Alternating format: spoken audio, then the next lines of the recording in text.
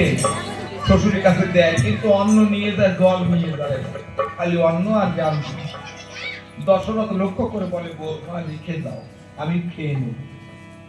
তারপরে যায় পণ্ডবী, ও তাড়াতাড়ি নিয়ে যাবে বলে জল নিতে মনে নাই, অন্ন আর ব্যঞ্জন নিয়ে ছুটে গেল। দশরথ বলল, রেখে দাও মা, আমি খেয়ে নেব।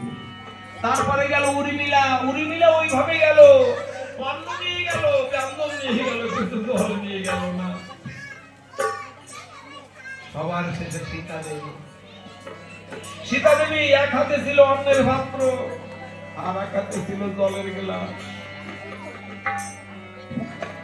সীতা দেবী যে পরম লক্ষ্মী, আত্মশক্তি, মহামায়া, ওই দেখাবে বলে দুষ্ট পবন কি করলো, একটা ঝড় ছেড়ে দিল।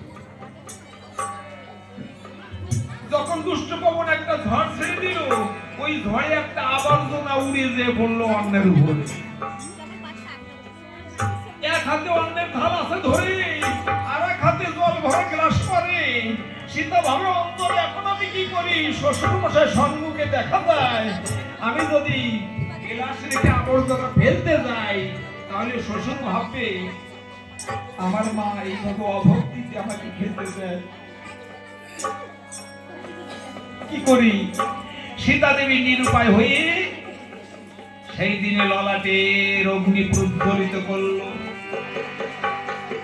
ললাটের অগ্নি প্রজ্বলিত করে ওই আবর্জনা যখন দিল, দেখতে দেখতে আবর্জনা পুড়ে ছাই হয়ে গেল। অমনি পবন হাওয়া ছেড়ে দিল, হাওয়ায় ছাই উড়িয়ে নিয়ে গেল। এই দৃশ্য কেউ দেখে নাই, কিন্তু দশরথ দেখেছিল। তাই দশরথ তাকে পুত্রবধূকে ধরে বলে, তোমার পরিমাণা আজ এই দৃষ্টিতে তুমি অন্যের দিকে লক্ষ্য করেছো, তুমি যেন তোমার কোনো শত্রু দিকে লক্ষ্য করো না, তাহলে এটা পুড়ে ছাই হয়ে যাবে।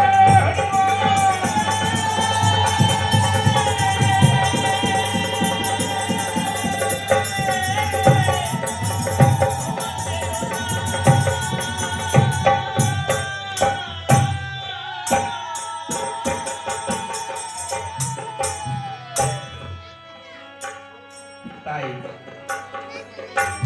দশরথ বলেছিল, মা তোমারে করি মানা, তুমি যেন কোনোদিন তোমার শত্রুর দিকে তাকাইও না,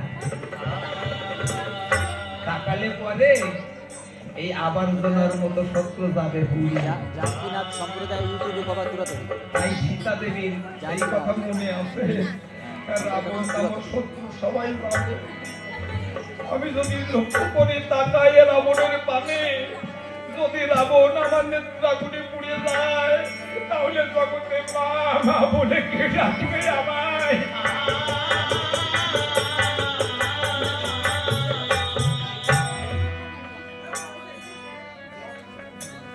তাই রাবণ ডাকছে মা মুক্তি দে, মুক্তি যায়নি, কিন্তু সীতা দেবী বদন ফিরে নিল, রাবণের দিকে লক্ষ্য করলো না। তাই রাবণ মা সীতার চরণে পড়ে বলেছে, মা মা আমি তোকে এনেছি লঙ্কায়, আমি তোর চরণে একটা পুষ্পাঞ্জলি দিতে পারি নাই, কেন জানিস? আমার যে নিষেধ আছে, আমার যে নিষেধ আছে মা, আমার এই ভক্তির প্রকার যদি জেনে যায় প্রভু, তাহলে আমাকে মুক্তি করবে না।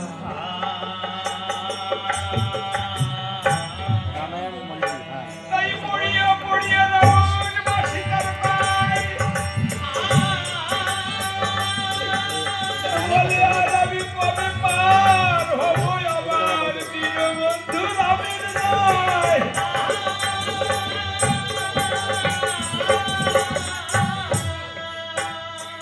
রাবণ মা সীতার চরণ ধরে দুই নয়নের জলে বলছে, মারে আমারে মুক্তি দে, আর ভালো লাগে না মা, ভালো লাগে না সংসারের জ্বালা,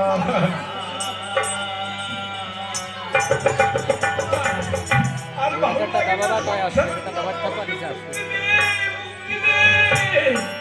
আমাকে আশীর্বাদ কর, আমি যেন প্রভু রামের বাণী উদ্ধার হয়ে আবার সেই গোলকের মুলুকে যেতে পারি।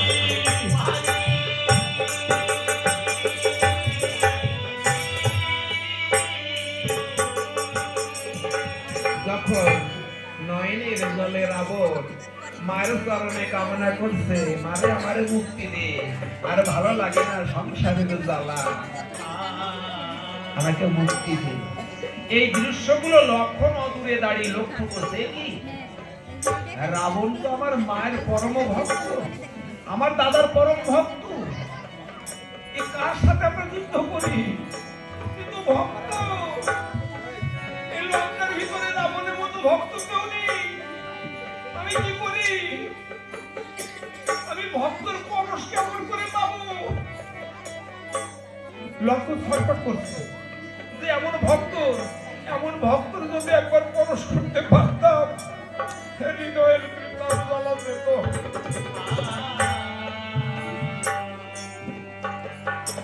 লক্ষণ কি মনে মনে চিন্তা করেছে?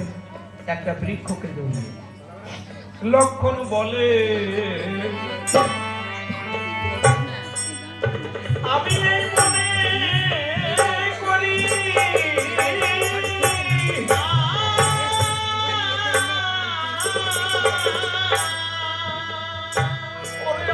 ভক্ত তুলে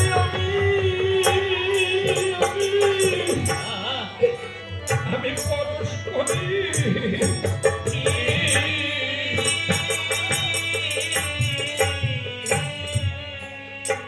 লক্ষণ ভাবে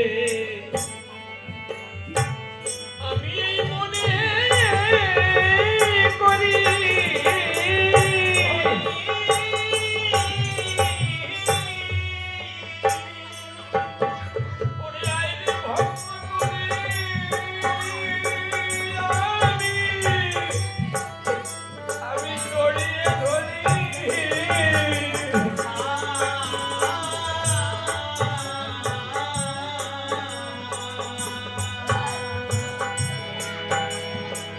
এই কথা চিন্তা করেছে, আমি যদি ভক্তকে একটু স্পর্শ করতে পারতাম। কারণ যদি কেউ জানে আমার পরম শত্রু, আর সে যদি জানতে পারে শত্রু না, সারা জীবনে মিথ্যাই আমরা শত্রুতা চিহ্ন দিয়েছি যে পরম মিত্র, সে কিন্তু থাকতে পারে না। তাই লক্ষণের আজ ঘটতে চাই, যাকে সারা জীবন শত্রু ভেবেছে সে যে এত মিত্র, তাই বলছে ওই ভক্তকে যদি এখন গড়িয়ে ধরতে পারতাম আমি যাওয়া যেত। কিন্তু কি করি, ও তো ভজনে মুগ্ধ রয়েছে, না না না, ওখানে যাওয়া সম্ভব হবে না। তবে একটা কাজ করি, ওই ভক্ত এই পথেই গেছে, ওই ভক্ত এই পথেই গেছে, ভক্তের চরণ ধুলিয়ে পথে পড়ে আছে, ভক্ত এই পথে গেছে, ভক্তের চরণ ধুলিয়ে পড়ে আছে। তাই লক্ষণ বলে আমার মনে এই ভাবো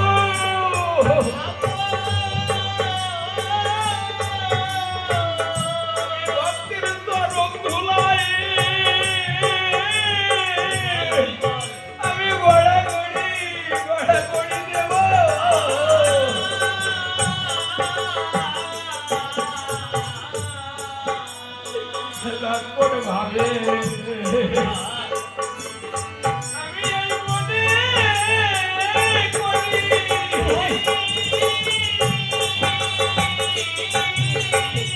আমি ধুলাই দেব আজ গড়াগড়ি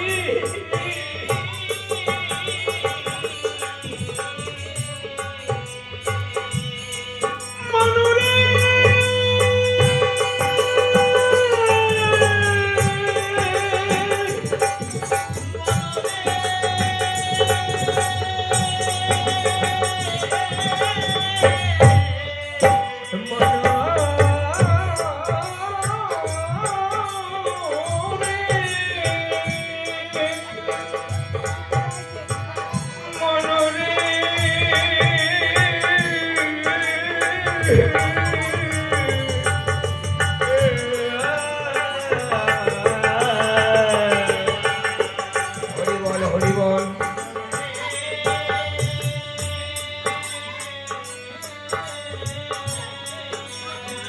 লক্ষণ ভাবে আমি মনে করি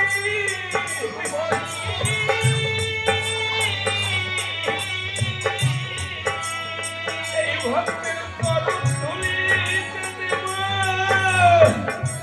আমি গড়াগড়ি করি।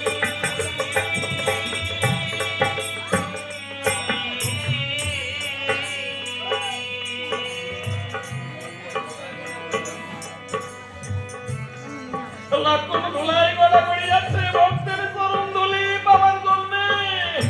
লক্ষণ ধুলাই গড়াগড়ি যাচ্ছে।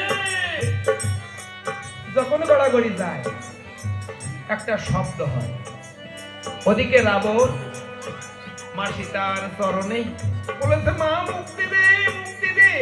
এদিকে শব্দ শুরু হয়েছে